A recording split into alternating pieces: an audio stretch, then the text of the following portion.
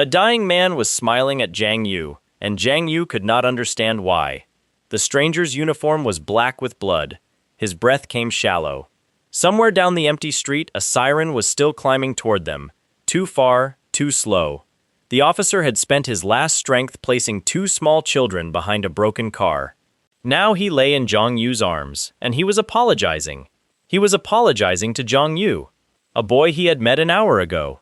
Jiang Yu wanted to tell him to stop talking, to save what little air he had. But the officer kept whispering things a stranger had no right to whisper. About a teacher who had told him he could be more. About a mother who thought her son worked at a boring office job. About a girl he had never asked out because the training had eaten every evening. Above the man's chest, a red bar was falling. Jiang Yu could see it. He was the only one on that street who could. And he watched it drop by inches while the siren kept climbing, and he understood something that a normal student was never supposed to understand. The world he had lived in for 18 years was a curtain. Somebody had just pulled it back. Under it, the real world was made of monsters. But this was not where the story began. Weeks earlier, there had been no dying man in his arms, no red bar in the air, no blood on his hands. There had been a boy in a small apartment, a pencil in his teeth, and a shadow on the floor that was about to do something no shadow had ever done before.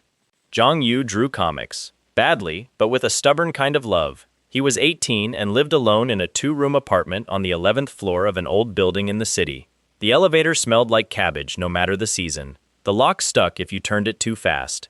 His fridge held rice, half a jar of chili paste, and a can of coffee that had been there since summer. He was, by his own honest count, one of the least remarkable people in the district. His grades were middle of the middle. His muscles were a rumor. He could sleep through the loudest alarm on the market. He drew a webcomic that had 31 readers, and 11 of those readers were probably his childhood friend logging in from different accounts to make him feel loved. That friend was Lu Yao Yao. She was the sort of person who could walk into a room and make it feel warmer without saying anything. She had lived across the hall from him since they were 7. She was pretty in a way she did not seem to notice, and she noticed everything else. She fussed over him like an older sister, argued with him like a little sister, and had recently started calling him her boyfriend without either of them ever having decided the thing out loud. Jiang Yu suspected she had simply gotten tired of waiting for him to be brave, and had walked into the role for both of them. The evening it started, she had gone home already, and he was hunched over a page he was refusing to finish. A math worksheet lay next to his sketch pad. He had promised her he would do it. He had also promised himself he would do it. Now he was drawing a swordsman falling through clouds instead. The lamp on his desk was one of those cheap yellow ones that hums. His shadow lay across the wooden floor behind him, long and thin, exactly where a shadow was supposed to lie. Then it stood up. Jiang Yu felt it before he saw it. The room went a shade colder, the way a house feels the second the power cuts. He looked down at the floor because that was where his body had been throwing the darkness. The shape was still there, from his chair to the wall. And then it was not. The shadow slid out from under his feet like an animal getting up off a rug. It stood a foot in front of the desk. It had his outline, his height, his slightly hunched shoulders, even the mess of his hair. It stared at him with no face, and somehow the stare was the exact one he used in the mirror when he had done something stupid. He fell out of the chair. The floor caught him with all the sympathy of concrete. His pencil rolled under the bed. He scrambled backward until his shoulder blades met the wall, and the wall did nothing to help. The shadow did not follow. It watched him breathe. He was going to scream. Something in him was already lining up the sound. What stopped him was noticing that the shadow was breathing too, or pretending to. Its shoulders rose and fell at the exact rhythm of his own. A stray thought skidded through him. What if it was a hallucination? What if the coffee had finally gone bad in his fridge and taken his brain with it? He raised one shaking hand. The shadow raised its shaking hand. He lowered his arm. The shadow copied him. He tilted his head. The shadow tilted its head, then, on its own, tilted a fraction further, as if to say, well, are we going to do this or not? A boy who had grown up on webcomics could recognize the moment his own life became a webcomic. Jiang Yu recognized it. His heart was a drum in his ears. But under the terror, under the confusion, something in his chest began to warm. Then his chest began to burn. He looked down. Through the thin cotton of his shirt, a mark was rising on the skin over his heart. It looked like ink drawn by an invisible brush, curling and closing into a small pattern of overlapping arrows or wings. He could not tell which. It glowed a soft blue for 2 seconds and then went dark, as if something had been switched on inside him and left there. Air brushed his cheek. Not from the window, from nowhere. A pale square appeared in front of his face. Letters wrote themselves across it in a language he understood without being taught. There were numbers next to his name. There were bars next to his numbers. There was a word he could not stop reading. Host. The window called itself a system, though it did not bother to explain what a system was. It listed his level as 1, it listed his class as none, it listed a currency he had never heard of, called shadow points, and gave him 0 of them. Below that, a single skill sat waiting for him to reach out and touch it, the way a game asks you to choose your first move. Shadow Devour. He did not touch it yet. He did not touch anything. He sat on the floor of his apartment with a shadow standing over him and a glowing square in front of his eyes, and he thought, in a very small voice, of a very small worry. He had not done the math worksheet. Yao Yao was going to be so upset. The absurdity of the thought was what pulled him back into his body. He looked at the shadow looked at him. He experimented, feeling foolish. He thought at it the way you might think at a dog. Sit. The shadow sat. Stand. The shadow stood. Wave. The shadow waved. He asked it, in a whisper, to fetch his pencil from under the bed. The shadow crossed the room. It bent down. Its fingers, dark and edged like a paper cutout, closed around the pencil and lifted it into the light. It brought the pencil to his hand and dropped it there. The touch felt cool, almost cold, not the way ice is cold. Something like the space behind a mirror, if a person could ever have touched it. He held the pencil for a long time. Somewhere in the building, a neighbor slammed a door. Somewhere farther, a scooter coughed to life. The world outside kept being ordinary. The world in his apartment had stopped being ordinary. And on some level he already knew, without being told, that these two worlds were not going to stay separate.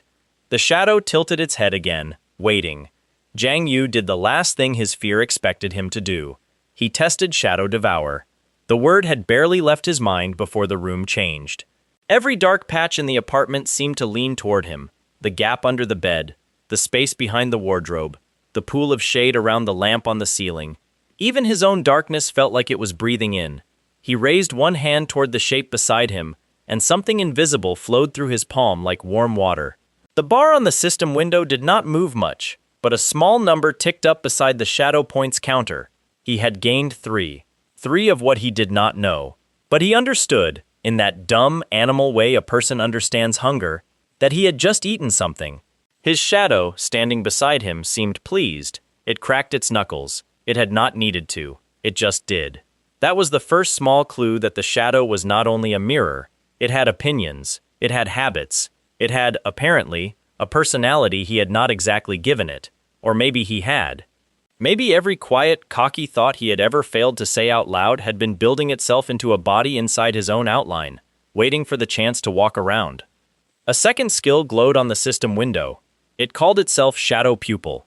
He touched it before he could talk himself out of it. The world sharpened. He blinked, and the light in his room did not change but the way he saw it did. Every corner grew depth. A shape moved at the edge of the ceiling that he had never noticed and could not now unsee.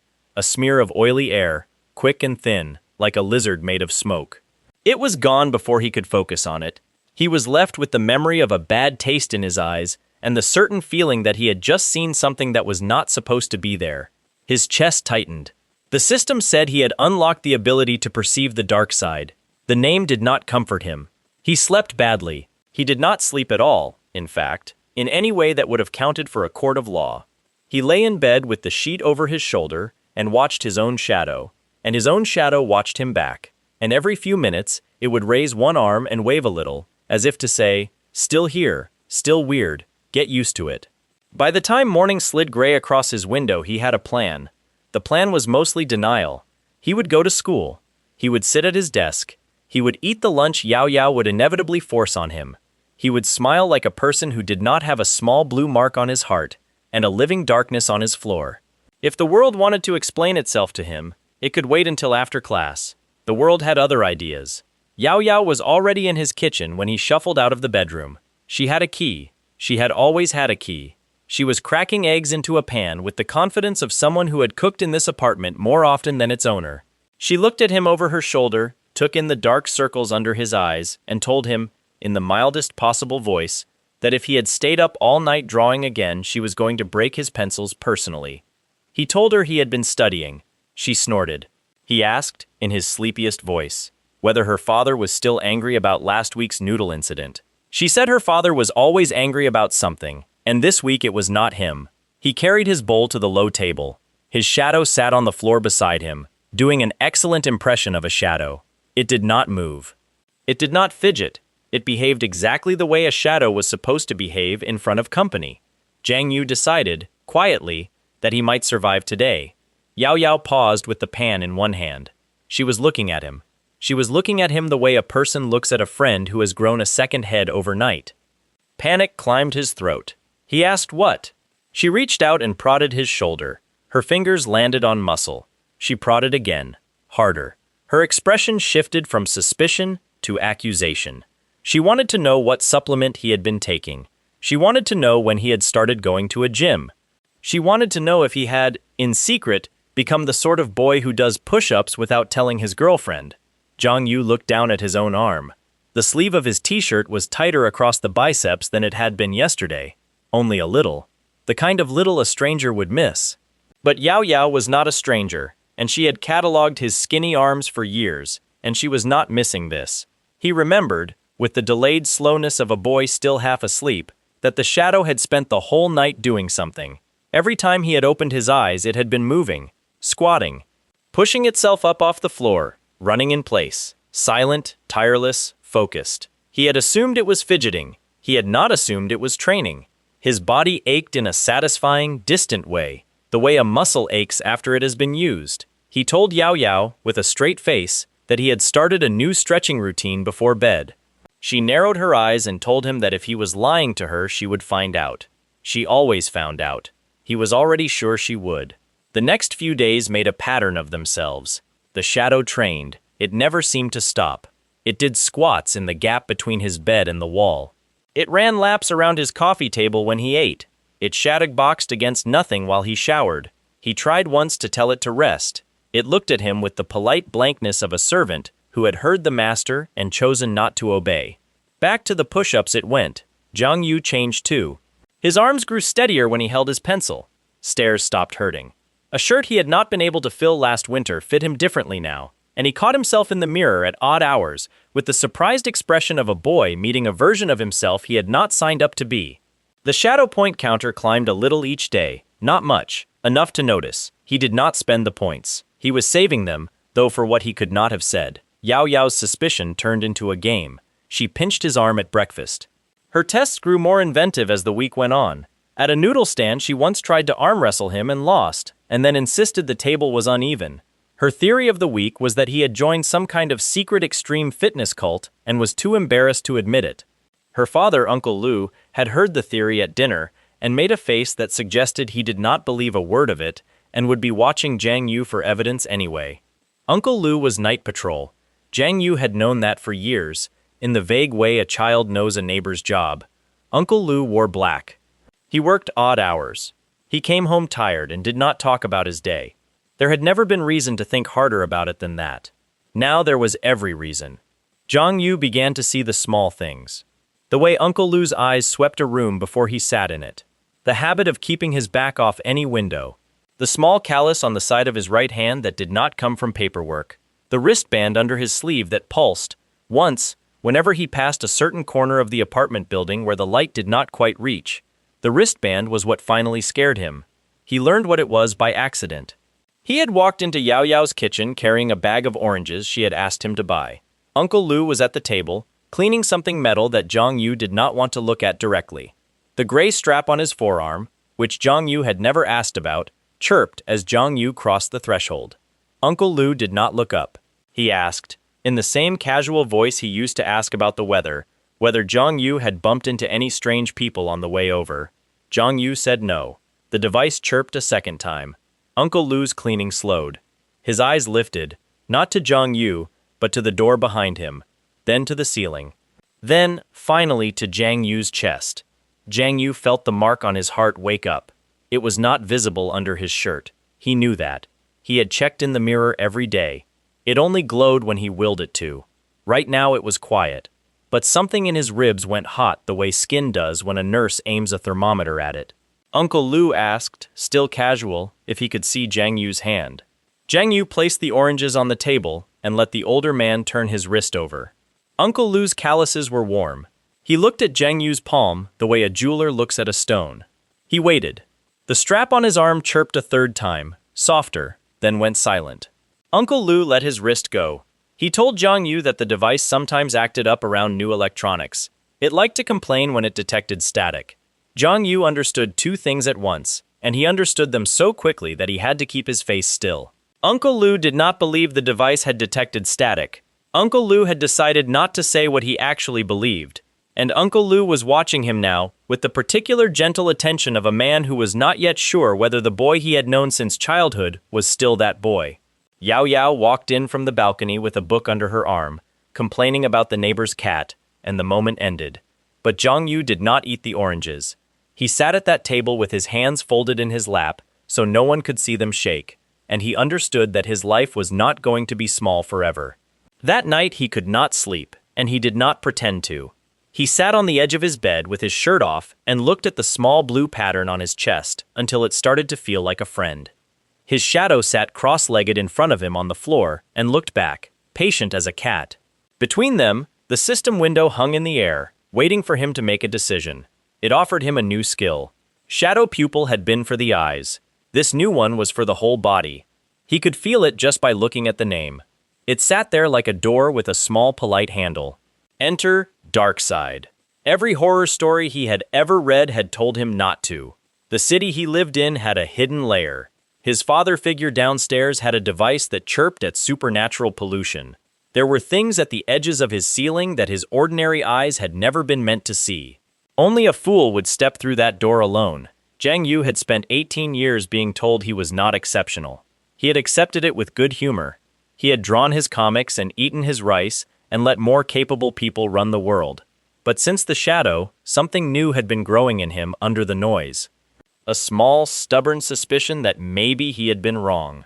That maybe the world had simply not asked him the right question yet. The door on the window pulsed gently, as if it agreed. He looked at his shadow. He asked it, in a whisper, if it wanted to go for a walk. The shadow stood up. He touched the door. Cold rushed up his arm. His apartment folded around him like paper. His bed, his desk, his lamp, all of it thinned and turned gray, as if someone had drained the color out of a photograph. The walls kept their shape but lost their solidity. A wind that did not come from any window moved his hair. And then he was standing in a version of his own city that had died. The buildings were the same, the streets were the same, the signs above the shops were the same, but the sky had no stars. The air tasted metallic on his tongue. Something in the distance was crying in a voice that was not quite human. And in the alley across from his building, something was watching him with too many eyes. He was not alone in the dark side. His shadow, beside him, went into a fighting stance he had never taught it. The system window flickered once. Above the thing in the alley, a red bar was rising.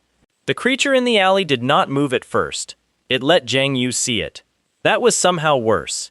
If it had rushed him, he could have run. Instead, it stood in the gray mouth of the alley and let him count the parts of it, and each part was wrong in a different way. Its body sat low, hunched like a large dog that had been folded in half. Its skin looked wet. Its head had no proper face. Where a face should have been, there was a wide split in the flesh, and inside the split there were teeth, and above the teeth there were eyes. Too many eyes. Some of them blinked, some of them did not. The red bar above it had a name Jiang Yu could not read. The letters kept sliding across the strip as if his mind was refusing to hold them still. What his mind could hold was the length of the bar. The bar was very long. His own bar sat above his shoulder, small and blue and painfully short. Somewhere in the buildings above them, a piece of glass fell out of a window and shattered on the pavement. Nothing had touched it. In the dark side, things fell on their own. Jiang Yu took a step backward. The creature took a step forward. He took another step backward. A brick shifted under his heel. His shadow slid ahead of him and put itself between his body and the alley. It did not look at him. It kept its head low and its arms loose, and it moved on the balls of its feet the way a boxer moves when the bell has just rung. He remembered, in a stupid, useful flash, that he had not chosen to leave his apartment yet. The door back to his room was still open behind him, or he thought it was. He could feel a cool line at his back, the way a person feels a draft under a door. He turned and ran. The creature came after him. It was fast in a way nothing that heavy had any right to be. He heard its feet hit the pavement in a wet, uneven rhythm, and each hit was closer than the last. His shadow ran with him and behind him at the same time, and how it managed to do that he did not stop to think about. His only plan was the door. His only prayer was that the door was still there. The door was still there. It was thinner than a doorway should be. It hung in the middle of the gray street like a page held up by nothing. His bedroom lamp glowed through it, warm and yellow. An impossible little postcard from the world he had left. He threw himself at it. Something wet caught the back of his jacket. He did not scream. Screaming would have taken a breath he was not willing to spend. His shadow turned in mid-stride and slammed a fist into whatever had grabbed him, and the wet grip loosened for half a second, and half a second was enough. He tumbled through the paper doorway and rolled across his own floor and cracked his elbow on the leg of his desk. The doorway snapped shut behind him with a sound like a book closing hard. He lay on his back and stared at his ceiling and listened to his own breathing and did not move for a long time. His shadow lay on the floor beside him. It was breathing too. It was breathing hard. The system window lifted itself into the air above his chest, calm as a librarian. It congratulated him for surviving a first contact with a hostile entity. It informed him that he had gained 2 shadow points.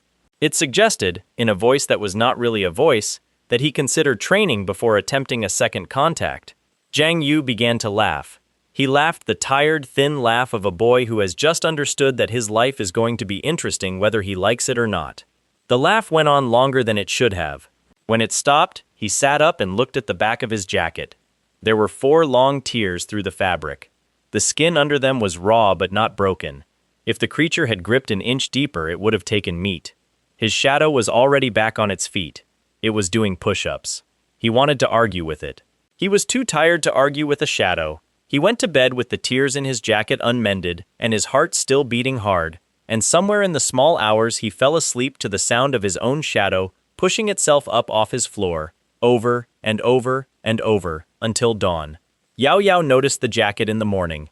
She held it up to the light and stuck one finger through a hole and gave him a look that had no words in it because it did not need any. He told her he had snagged it on a fence. She told him a fence did not leave 4 parallel tiers. He told her it had been a very unusual fence. She stared at him. He stared at his cereal. She stared at him some more. Then, because Yao Yao was Yao Yao, she took the jacket into the kitchen, sat down at the low table with her sewing kit, and began to mend it. She did it badly. Her stitches were the loose, crooked stitches of a girl who had never really learned to sew, but was too stubborn to stop trying. She sewed the tiers closed with black thread that did not match the fabric, and when she was done she held the jacket out to him and told him not to lose it, because she was not sewing another one. He put it on. The stitches felt warm against his back, in the places where the creature had almost taken skin. He did not tell her that. He did not tell her a great many things over the next 2 weeks. He went back to the dark side. He did not want to. He wanted, more than almost anything, to close that door in his room and pretend it had been a bad dream. But he had felt the wet grip on his jacket, and he had seen his own tiny blue bar next to the monster's long red one, and he understood, in the slow, patient way a boy understands cold water in winter, that the door was not going to close because he asked it to. The world on the other side was real. It would keep being real whether he trained or not, and the next time something reached for him, he wanted his shadow to have something to work with. The first return trip lasted less than a minute. He stepped through into the gray street, saw a shape move on a rooftop, and stepped back through. His shadow gave him a look that a shadow with no face should not have been able to give. The second trip lasted longer. He walked a block. He kept the door in sight the whole time. He watched a thin ribbon of smoke crawl along a wall the way a snake would, and he made his shadow throw a loose brick at it, and the smoke turned and hissed at him with a small human face where its head should have been, and he ran back through the door before it could finish deciding whether he was worth chasing. The third trip, the creature from the alley found him. He was ready this time. He was not ready enough. His shadow met it head on. He watched. From behind an overturned market cart, as his own darkness threw punches into a body that did not care about being punched. The creature swiped one arm. His shadow ducked. The creature swiped the other. His shadow ducked again. The creature opened the split in its head and shrieked, and the shriek hit Jiang Yu in the chest like a shove, and he stumbled back into the cart and cracked his hip on a wheel. His shadow was fast. The creature was faster. A wet limb caught his shadow across the middle and threw it into a wall. The wall dented. His shadow got up. It got up a little slower than before. Jiang Yu felt something in his own ribs pull as it stood, as if the two of them shared a body he had never fully agreed to share. They ran. They made it to the door. He crashed through and the door closed and he vomited into his kitchen sink and sat on the floor with his back against the cabinets for a long time. The next day he limped through school and pretended nothing hurt. Yao Yao pretended to believe him. The pattern set itself into his week. Class in the morning, comic panels in the afternoon, a short, careful trip into the dark side at night. The recurring creature always seemed to find him. He began to recognize its shriek from 3 streets away. He began to know which alleys it favored. He learned the wet, uneven rhythm of its feet the way a musician learns a bass line. He lost to it 4 times in a row. He came home with bruises on his hip, a split lip, a torn palm, and once a small gash on his forearm that bled through 2 of his shirts before he could stop it. Yao Yao patched every one of them. She did not believe his stories. She stopped asking him to tell them. She simply sat him down at her father's kitchen table each time he showed up hurt, took out the small blue box under the sink where the family kept its bandages, and cleaned him up. Her hands were quick and cool. Her mouth was a thin line while she worked. When she was finished, she would tap his forehead with one finger, tell him he was an idiot, and go make him tea he did not want but drank anyway because she had made it. Uncle Lu watched these repairs from his armchair. He never said anything during them. He also never left the room. He would sit with the newspaper open in his lap, the paper unread, and his eyes on the wall 2 feet to the left of Jiang Yu's shoulder. Jiang Yu began to feel those eyes even when they were not on him. Uncle Lu's silence was starting to feel like a decision that had not yet been made. One evening, the wristband on Uncle Lu's arm chirped twice while Yao Yao was cleaning a scrape on Jiang Yu's knuckles. Uncle Lu folded his newspaper very slowly. He asked, in a mild voice, whether Jiang Yu had been anywhere strange lately. Jiang Yu said he had not. Uncle Lu looked at him for a long, calm moment. Then he opened his newspaper again and told Yao Yao to use more antiseptic. She did. It stung. Jiang Yu did not flinch, because flinching in front of Uncle Lu right then would have been the wrong thing to do, and he was starting to understand which things were the wrong thing to do. That night, back in his apartment, he sat on the edge of his bed and opened the system window and stared at his numbers. His shadow point counter had climbed to a modest total. He had earned points from every survival, every wounded escape, every long night of shadow training.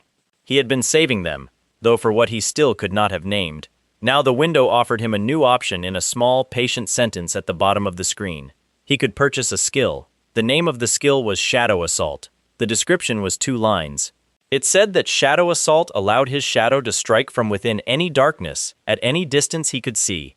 It said the strike would carry his own strength plus the shadows, and would cost points to use.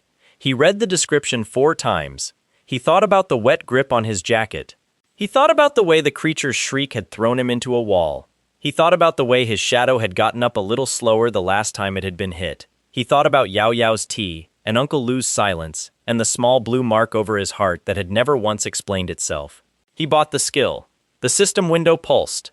A warmth passed through his chest. His shadow, sitting on the floor at his feet, lifted its head sharply, as if it had heard something only it could hear. He decided, that night, that the next time he went into the dark side, he would not be running. He went in the next evening. He did not tell Yao Yao. He did not tell Uncle Lu. He told no one, because there was no one to tell. He stepped through the paper doorway with his hands shaking and his mouth dry, and his heart doing an uneven drum roll behind his ribs. The gray city met him with its usual cold silence. He walked toward the alley the creature liked. His shadow walked beside him, and this time his shadow was carrying something. A length of iron pipe it had picked up from the market cart the last time they had been chased through the street. Jiang Yu had not thought to bring a weapon. His shadow had thought of it for him. He was beginning to notice that his shadow was, in some small ways, smarter than him. It was the sort of thing he decided not to think about too hard. The alley was empty when he reached it. He waited. Something at the far end of the street stirred. The wet rhythm began. It was farther away than usual. The creature had heard him coming. It was going to circle. It was going to come at him from behind. He turned toward the sound and put his back to a wall. He whispered, to himself and to his shadow, that they were going to be all right. His shadow did not answer, because shadows do not answer, but it stepped forward and set the iron pipe on its shoulder like a workman on a brake. The creature came around the corner. Jiang Yu saw its bar before he saw its face. The red strip floated ahead of it, and it seemed longer than he remembered. Its wet skin caught what little light there was in the dark side and threw it back in oily colors. The split in its head opened. The teeth inside were bright and small. It shrieked. Jiang Yu let the shriek hit him. He let it slam him back into the wall. He let his ears ring, and while it was still shrieking, he pointed one shaking hand at the pool of black under its own feet, and he thought the word, assault. His shadow dropped. Not the one beside him. That one was still holding the pipe. A second darkness leapt out of the pool under the creature's feet, punched upward with a fist that had all of Jiang Yu's saved strength in it, and cracked the thing's underside from tail to throat. The creature staggered. Its bar dropped a finger's width. Only a finger's width. Not much. Enough to see. Enough to know it could be done. His shadow, the one with the pipe, moved. It swung the iron in a wide arc. The pipe caught the creature across the split in its head and sent one of its small bright teeth spinning off into the dark. The creature reeled backward. Jiang Yu shouted, without meaning to, a small hoarse sound that was almost a laugh. The creature recovered. He was not so far along in this business that a first success meant survival. The thing turned on him with all its wet weight and swept a limb the size of a coffee table straight into his ribs. He felt something in his side give. He hit the wall. His vision went white for a slow second. His shadow put itself between him and the next blow.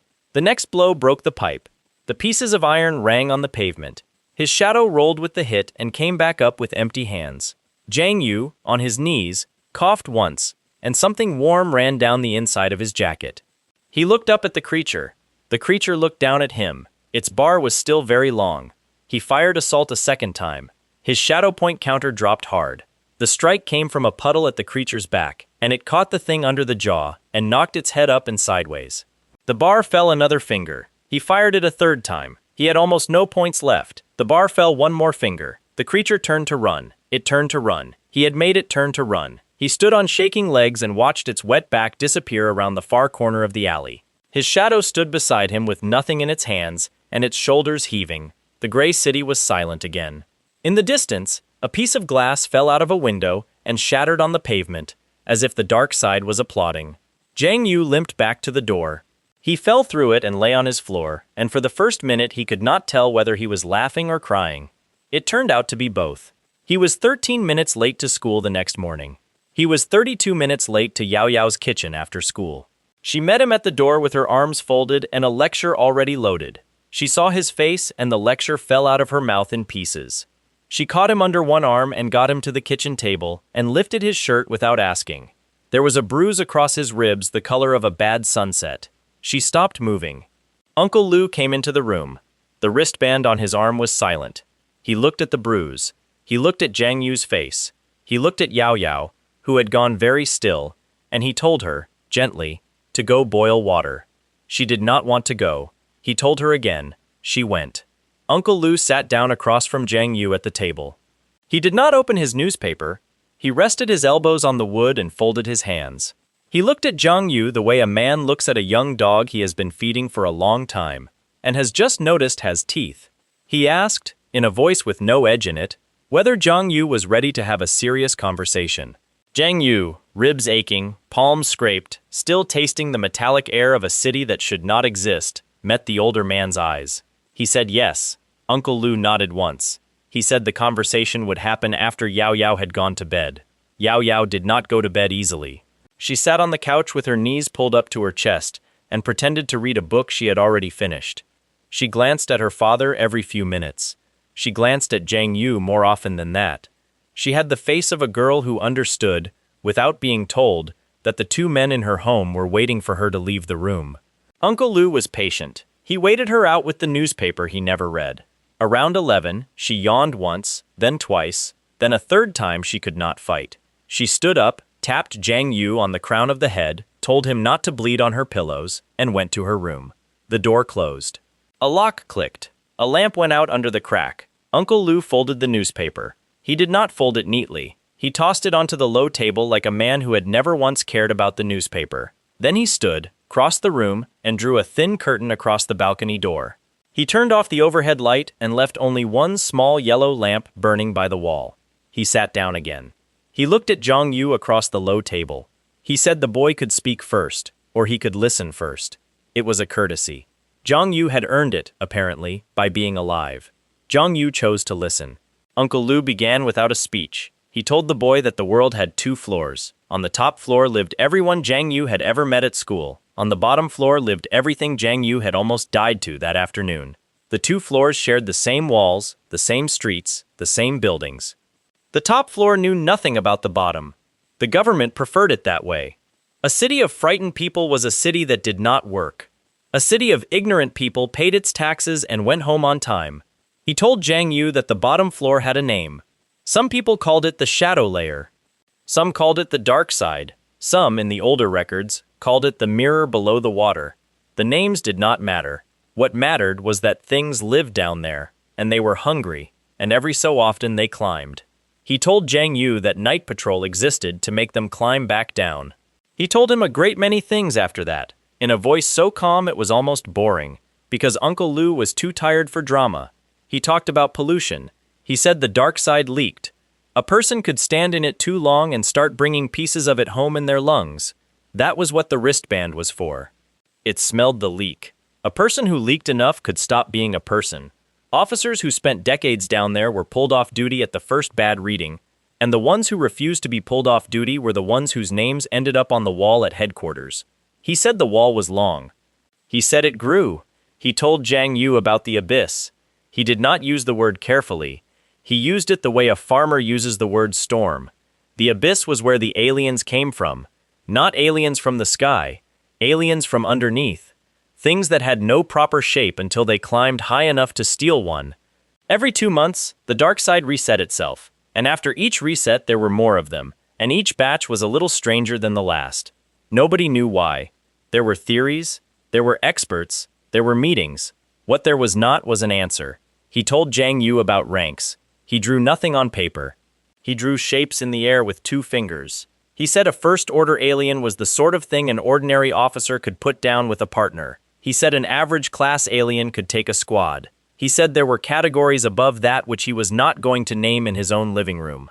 He said the thing Zhang Yu had been fighting in the alley was, in his professional estimation, a first-order half-animal specimen. He said he had watched Zhang Yu drag himself in the door tonight in a state that suggested that first order was not, at the moment, a compliment. Zhang Yu wanted to argue. He did not argue. Uncle Lou told him about the martial arts exam. Every young person in the city was required to sit it. Some sat it for a certificate they would frame on a wall. Some sat it because their families had told them to. And some, quietly, sat it because certain results in certain rooms with certain observers meant a knock on the door a few weeks later, and a job offer they did not fully understand. Night Patrol was not recruited from newspapers. It was recruited from that exam. The date was set. It was closer than Zhang Yu had been letting himself think. He told Zhang Yu that a young person with unusual abilities and no training was a candle in a coal mine. He said the candle would go out. He said he was not trying to frighten the boy. He was trying to save him a funeral. He was fond of him. He would not enjoy attending it. Then, with the calm of a man who had done a difficult thing and was now going to do a slightly kinder one, he stood up, went to a locked drawer in the bookshelf, and came back with a black headset that looked like the sort of toy a rich boy might get for his birthday. He said this was going to be the last part. He said Zhang Yu should sit back. Zhang Yu put on the headset. The world went dark, then bright, then something in between. He was standing in the sky above a city he did not know. It was very old. The buildings were low. The streets were narrow. Smoke rose from 100 small fires. He could see people down there, going about their evening. He could also see, in the streets no one was walking on, the wet, shifting shapes of things that had not learned how to walk yet. A voice spoke gently in his ear. It was not Uncle Lou's voice. It was calmer, older, the voice of a teacher who had told this story too many times to be sad about it any longer. The voice told him that the dark side had not always been open. The voice told him about the first crack. a hole no bigger than a coin in a mountain no one important lived on. A shepherd had seen something climb out of it and had not been believed. 3 towns had emptied within a month. A minister had stood in front of a map and lied about the number of dead. An army had been sent. The army had not come back. Another army had been sent, better equipped, and had come back with 1 man in 10. That 1 in 10 had founded, in a small office with 3 chairs, the first thing that would one day be called Night Patrol. The voice showed him wars. Not the wars in his history books, quieter ones. A century of soldiers fighting on stairways that did not exist for anyone else. Priests locking themselves into rooms with things that spoke in other people's voices. Scientists in white coats staring at a jar and taking notes. A woman with a burned face signing a paper that made the whole apparatus into a government body. A treaty between 3 countries that agreed, in writing, that the dark side would be a shared secret. The voice did not say what happened to the countries that would not sign. The silence said it. The voice showed him pollution. A man in a lab, laughing at first, then not laughing. Skin turning gray, eyes going flat. A friend in the doorway with a pistol he did not want to raise. The voice moved on before the pistol was fired. Jiang Yu was grateful. The voice showed him the reset. Every 2 months, the dark side breathed. Nobody knew why. When it breathed in, the streets went still and the creatures went quiet, and any human down there could walk with less fear for a night. When it breathed out, the streets filled, new things climbed, old things bred. The population of the mirror doubled. Officers who had done well the month before died in ordinary ways the month after. It was a rhythm. You learned to plan around it or you did not last. The voice showed him the wall. The wall was in a courtyard in a government building he would never be allowed to enter. It had names on it, thousands of names. Some of them were carved deep because someone had cared enough to press hard. Some of them were carved lightly because the person carving had been tired. Beside some names were small pins with photographs. Beside most, there was nothing. The voice told him that the wall had been built to hold 300 names and had been added to 14 times. The voice told him that ordinary people never saw the wall. The voice told him that ordinary people were the point of the wall. The headset went dark. Jiang Yu took it off. Uncle Lu was watching him with an expression that was not quite kind and not quite hard. Uncle Lu asked him if he still wanted to fight. Jiang Yu did not answer right away. He thought of the wet grip on his jacket. He thought of the shriek that had thrown him into a wall. He thought of Yao Yao at the kitchen sink, her sleeves pushed up to her elbows, cleaning a scrape she was not allowed to know the truth of. He thought of the small blue mark over his heart that had chosen him without asking, and of the shadow at his feet that had never once complained. He said yes. Uncle Lu nodded once, as if he had expected the answer and had, in some private corner of his tired old heart, been hoping for the other one. He told Jiang Yu that from now on, if the boy went into the dark side, he was to go with a small radio in his pocket, tuned to a frequency he would be given. He was not to fight anything he could not run from. He was not to fight anything more than 1 street from a doorway home. He was not to fight at all on reset nights. And he was, under absolutely no circumstances, to let Yao Yao follow him. Jiang Yu agreed to all of it. He meant all of it, at the time. He walked home in the dark with his ribs still aching and his mind quieter than it had been in weeks. He did not go through Yao Yao's kitchen. He went out the front door of the apartment building and walked the long way around the block, because he needed the cold air on his face. His shadow walked with him. It walked in step. It seemed, in a way he could not have described, thoughtful. The next evening he trained, not in the dark side, in his apartment. He put on old sweats. He did push-ups on the floor beside his shadow, and his shadow did push-ups beside him, and for the first time it slowed itself down to match his pace instead of the other way around. He ran up and down the stairs of his building until his legs shook. He carried bags of rice from one end of the hall to the other, because he had no weights. He drank water until his stomach hurt. He ate what Yao Yao brought him. She brought him more than usual. She did not ask why he was eating like a person twice his size. She simply watched him clear the plates, and something in her mouth softened and she went home without teasing him for once. He trained for 4 nights. On the 5th night, he stepped back through the paper doorway into the gray city. He did not go to the alley. He went the other way.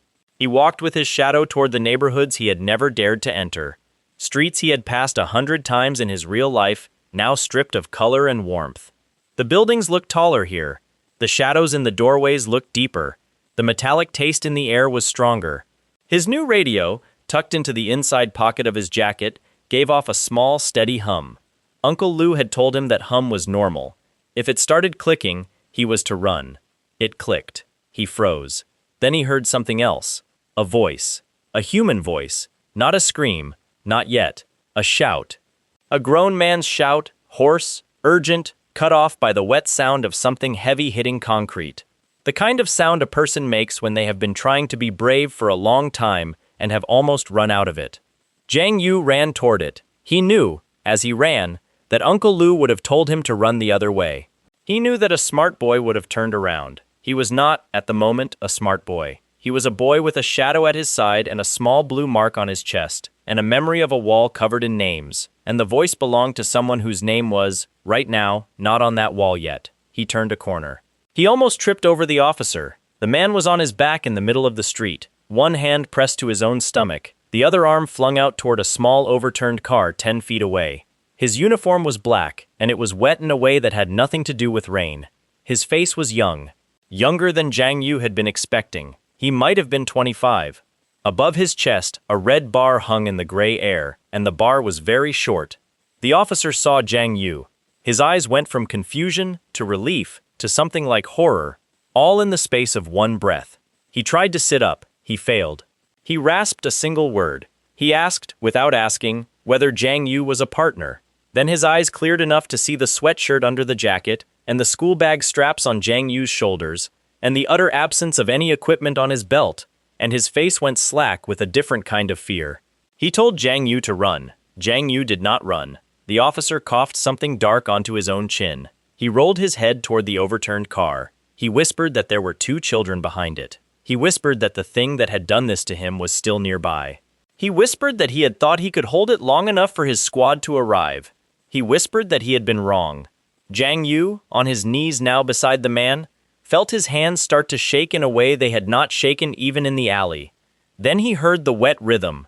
He knew it. He knew that rhythm. The creature came around the corner of a building, exactly the way it had come around the corner of the alley a lifetime ago. Its bar was long again. Its skin was still wet. Its head still split open when it saw him, and the small bright teeth inside still smiled a smile that was not a smile. It had climbed higher this time. It had climbed higher because he had let it live.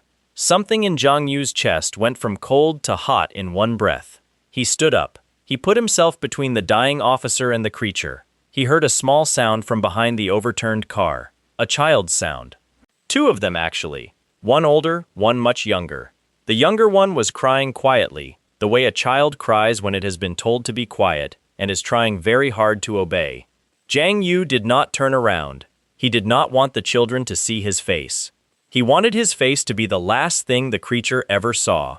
He reached into the pocket of his sweatshirt and closed his fingers around a broken piece of the iron pipe he had brought with him this time. He had wrapped one end in tape at home because he had learned from the first pipe.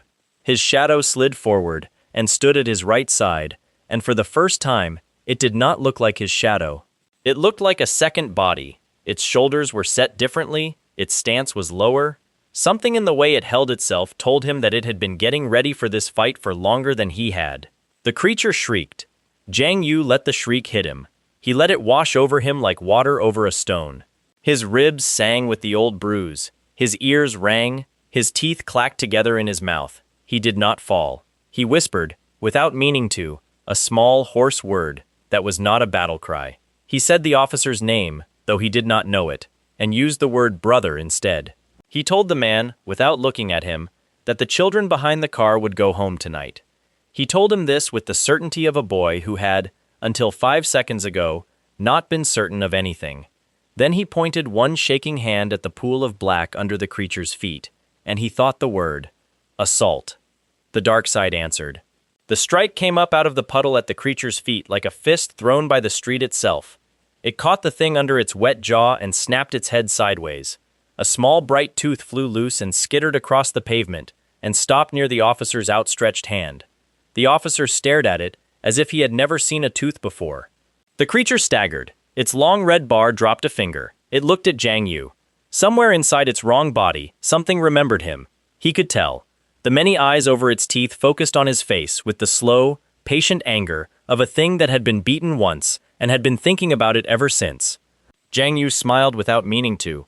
He whispered a small word he did not know he had. Good. His shadow moved first. It closed the distance between them and the creature in 3 long strides, the taped pipe in one hand, the other hand curled into a fist Jiang Yu could feel in his own knuckles. The creature met it with a swipe that would have broken a car in half. His shadow ducked under the swipe. The pipe came up and caught the wrist of the thing's swinging arm and cracked something inside it that made a wet, popping sound. The creature shrieked. The bar dropped another finger. Jiang Yu fired assault again from a puddle on the far side of the street. The second fist came out of the shadow behind the creature and hit it in the small of the back. The thing lurched forward. His shadow, waiting, drove the pipe up under the split in its head and twisted.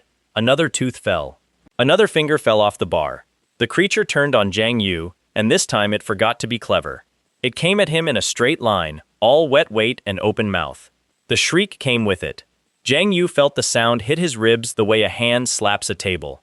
He set his feet. He did not run. He fired assault a third time, from the puddle at his own feet. The strike came up from directly under the creature and drove into its underside from the ground it was standing on. It lifted.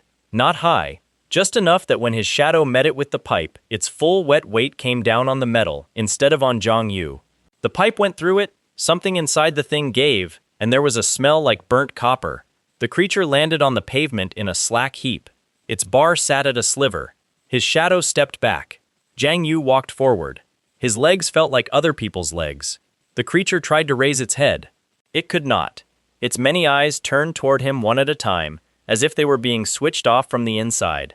The last one, the smallest, held his face for a long, tired moment. He raised the second half of the broken pipe from his pocket. He drove it down into the split in its head. The bar hit 0. The world stopped. For one long, wrong second, Jiang Yu was not in the street anymore. He was standing on the edge of a field of dark stone, under a sky the color of an old bruise, and the field went on farther than any field had a right to. Fires burned on it at wide, uneven distances. Between the fires, shapes moved. Not the shapes of the alley thing.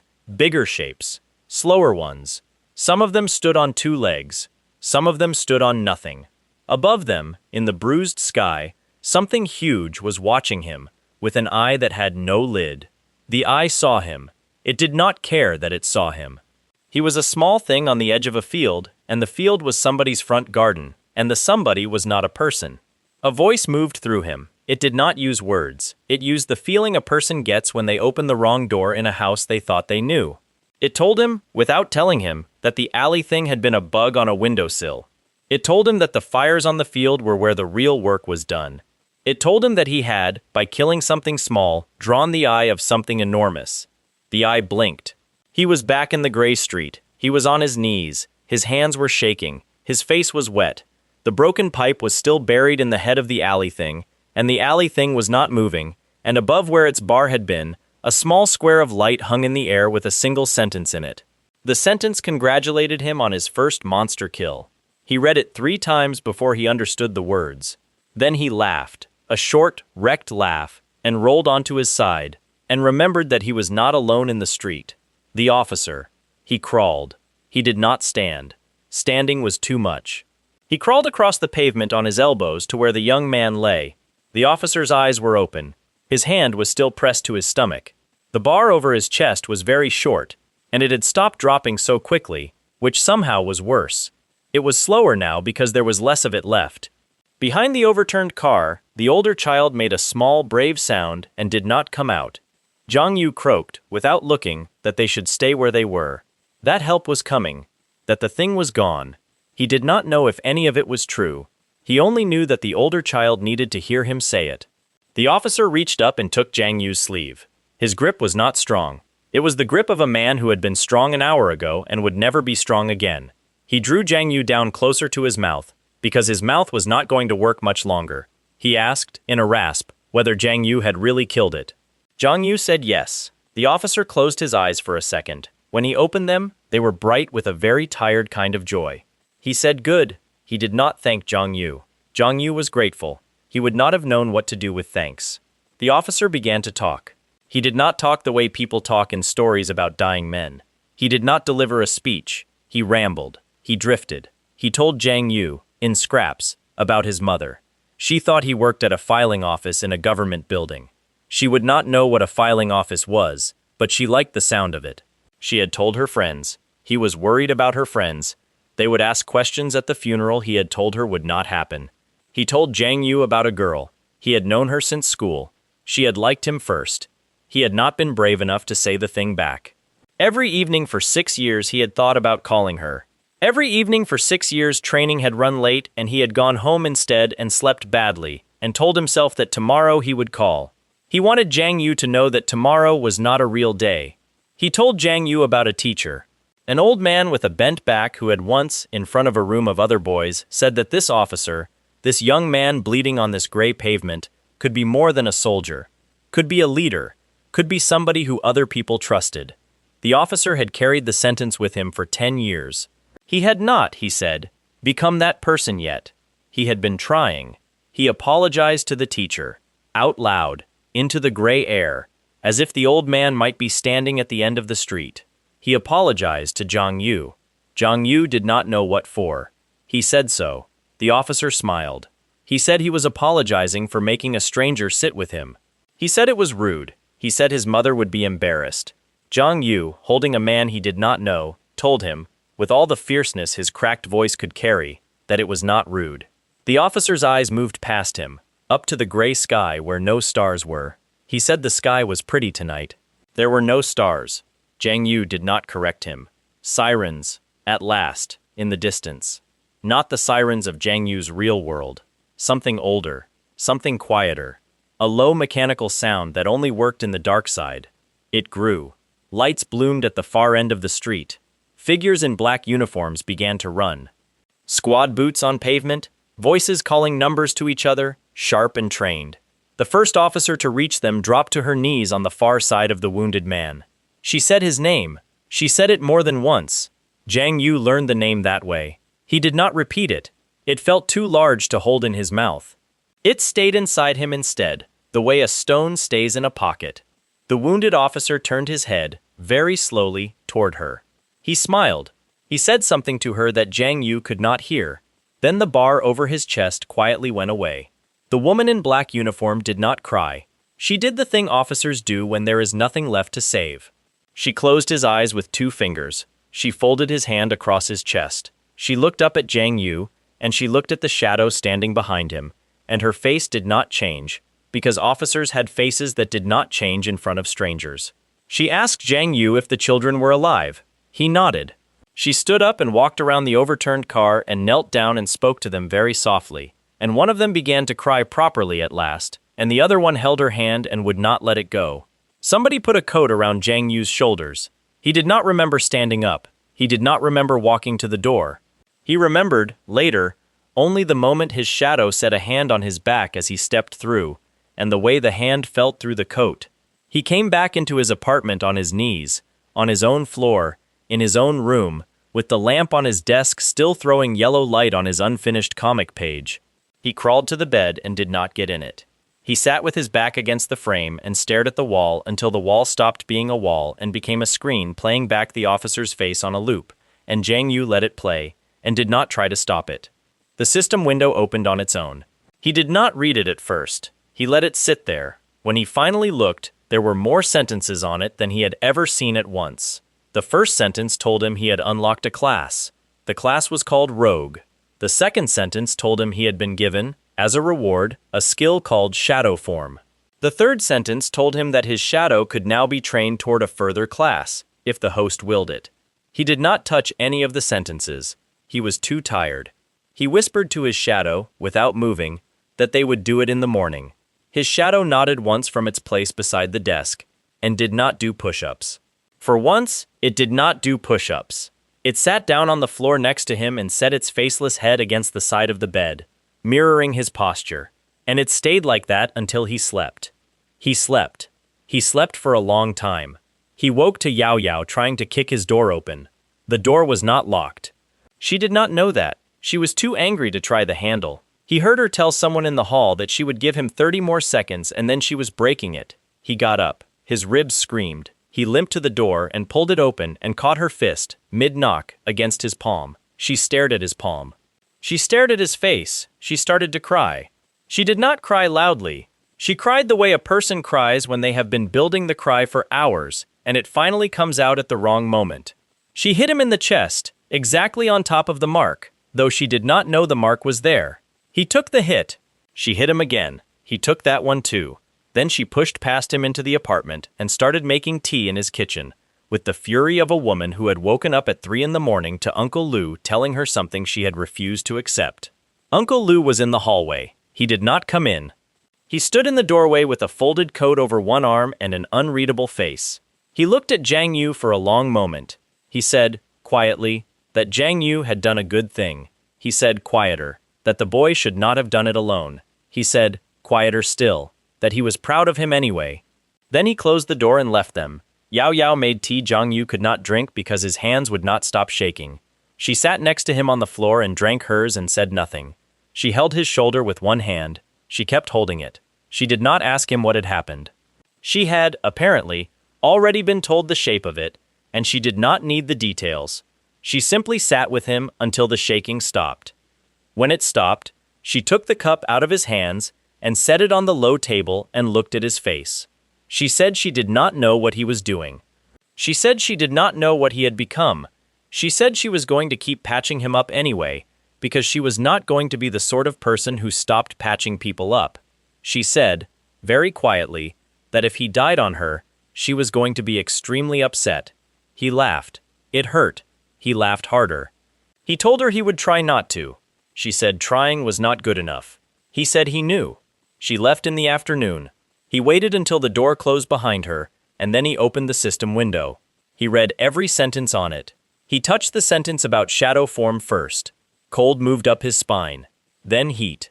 Then, for one strange breath, both at the same time, he felt his own body thin out. His edges softened. When he looked down at his hands, they were still there, but they were also not quite there. Light passed through them at the edges. The floor under his feet felt farther away than it should have. He took a step. The step was too fast. He stumbled and put a hand on the wall, and the hand went half into the wall before he snatched it back. He tried a small test. He walked from the door of his bedroom to the door of his kitchen. He walked at what he thought was a normal pace. He arrived at the kitchen a full second before he expected to. He stopped. He looked back at his bedroom. His shadow was already there, waiting. He laughed. This time he laughed like a boy. He tried a punch, without a target, at the empty air of his kitchen. His arm blurred. The air moved in a way air did not usually move. A small stack of empty cans on the counter fell over on its own, from the wind of the swing. He turned off shadow form. He sat down hard on the kitchen floor. The system window pulsed. The last sentence was still there, the one about the further class. He had, until now, not read it carefully. He read it now. It said that his shadow could awaken as a hunter.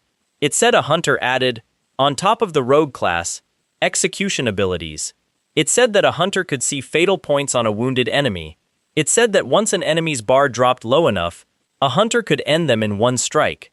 It said the awakening carried risk. It did not say what risk. He thought of the field of dark stone. He thought of the eye without a lid. He thought of the officer's face going slack. He thought of the older child clutching the hand of the woman in black uniform. He thought of Yao Yao's fury and her tea. He thought of the wall in the courtyard of the building he was never going to enter, and the 14 times it had been added to. He touched the sentence. The world went black. Not the black of unconsciousness, the black of being inside something. Something wrapped him. He could feel it. He could not see it. It closed over his skin like heavy silk, tightened, held. His arms went to his sides on their own. His legs pressed together. His head tipped back. He tried to breathe. The wrap breathed with him. Whatever it was not smothering him. It was making him. He hung in the dark for a long time. He could not tell if it was minutes or hours. He heard, faintly, from very far away, the wet rhythm of the alley thing's feet, and he understood, without needing to be told, that the sound was not real. It was a memory. He was being shown it. He was being asked, in that black, whether he was going to be the sort of person who ran from that sound, or the sort of person who walked toward it. He walked toward it. The wrap loosened. Something inside his chest, next to the small blue mark, cracked open and settled itself into a new shape. It did not hurt. It felt like a door being fitted properly into its frame for the first time. He opened his eyes. He was on the kitchen floor. The morning light through the window had moved. The cans on the counter were still knocked over. His shadow was crouched in front of him with its faceless head tilted, watching him with the patient attention of a friend who has been waiting for someone to wake up from a nap. He looked at the bruises on his ribs. They were fading. Not slowly. He could see them fading. The bad sunset on his side was turning yellow, then greenish, then nothing. The scrape on his knuckles closed while he watched. The split in his lip sealed. Something warm ran through his body from the mark on his chest outward, and where it ran, the damage of the last 2 months went away. He looked at his hands. He said, out loud, to nobody, that he was going to have to explain this. He was going to have to explain it to Yao Yao, who had been patching him for weeks. He laughed. It did not hurt. Yao Yao came back that evening with dinner, because Yao Yao would always come back with dinner. She walked into the apartment, saw him at the low table drawing, and stopped. She stared at his face. She set the food down. She walked over. She lifted his chin with 2 fingers. She looked at the place where the split in his lip had been that morning. She looked at his knuckles. She looked at the way he was sitting, easy, unbothered, without wincing. She narrowed her eyes. She asked him what he had done. He said he had taken a nap. She told him that he was a terrible liar and always had been. He said he knew. She sat down across from him. She began to unpack the food. Her hands were steady, but her mouth was thin. She did not ask again. She would ask later. He could see her filing the question away, adding it to the folder of questions she was keeping about him now, a folder that was getting thick. He looked at her across the low table, at the small crease between her eyebrows, at the way her hair fell forward when she leaned to open a container, and he thought about the officer's girl, the one he had never called for 6 years, and he decided, quietly, in his own chest, that he was not going to be that man. Not tomorrow. Not on any day that had not happened yet. That night, after she left, he opened the door to the dark side one more time. He did not go far. He stepped through into the gray street of his own block. The air tasted metallic. His radio hummed low. His shadow stood beside him, straight-backed, ready. Above his own shoulder, a new small icon glowed on his bar, a mark he had not seen before, the sign of the hunter class settling into him. He looked down the street. He could see, on the pavement, faint traces of what had happened here weeks ago. The dark side remembered things his real city forgot. He walked to the place where the officer had lain. He knelt. He put his palm on the pavement. It was cold. He said, out loud, the officer's name. He said it once. Then he stood up, and he turned shadow form on, and he ran. He ran the way a boy runs who has just learned that he can. The gray street blurred at the edges of his vision. His feet touched pavement and left it before the pavement knew he had been there. His shadow ran with him, matching him stride for stride, and above his shoulder his small blue bar sat steady, and somewhere very far away, on a field of dark stone under a bruised sky, an eye without a lid slowly opened again and turned, once more, in his direction. He did not know it had opened. He would learn. He ran until the gray city ended at the edge of a district he had never seen, and there, at the edge, where the buildings stopped being ordinary and started being wrong, he stopped, and stood, and looked out at what lay beyond. The buildings on the other side were not buildings. They were shapes pretending to be buildings. Something inside one of them was watching him. His shadow set a hand on his shoulder, the way the officer's hand had once set on his sleeve, and Jiang Yu understood that his real work had not started yet. He smiled, small and tired and not quite afraid. He stepped forward.